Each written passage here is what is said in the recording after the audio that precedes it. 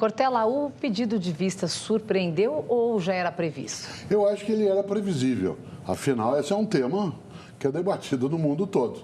O fato hoje do nosso Supremo trazer mais um tempo de reflexão, embora a gente deseje ver a solução das coisas com uma velocidade maior, o tema é muito sensível.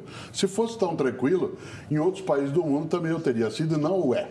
A discussão ela é qual que é a eficiência de você fazer uma repressão ao consumo pessoal. Há uma semelhança entre tráfico e consumo recreativo? O recreativo é danoso do mesmo modo? Quer dizer, tudo isso faz com que alguns países tenham legalizado.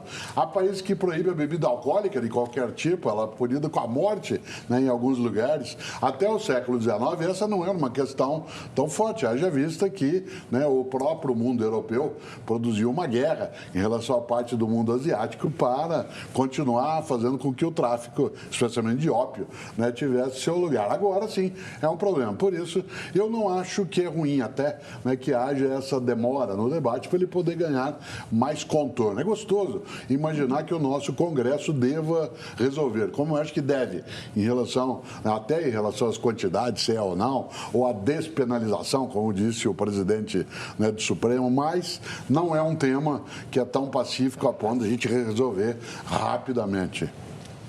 João, a pressão da oposição para pautar a PEC das drogas pode influir na decisão do STF?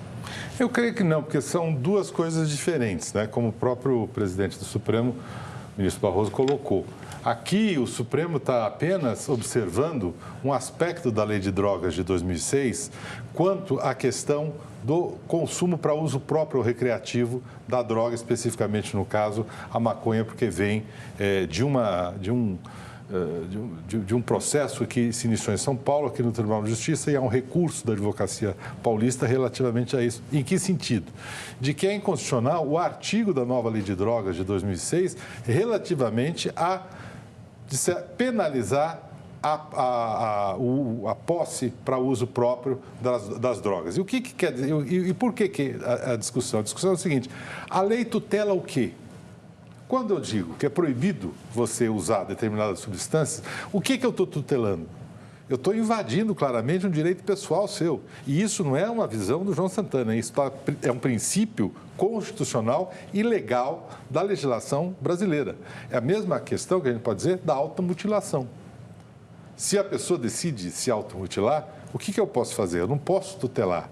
Isso a menos efetivamente, que eu diga que essa pessoa não está em condições normais da sua capacidade de raciocínio, etc. Então, é essa questão que o Supremo decide. O Supremo decide a constitucionalidade da Lei de Drogas nesse artigo relativamente ao que ele tutela e se o direito pode tutelar um direito pessoal e próprio da pessoa. A outra questão que o Congresso deve se debruçar é sobre a questão da criminalização.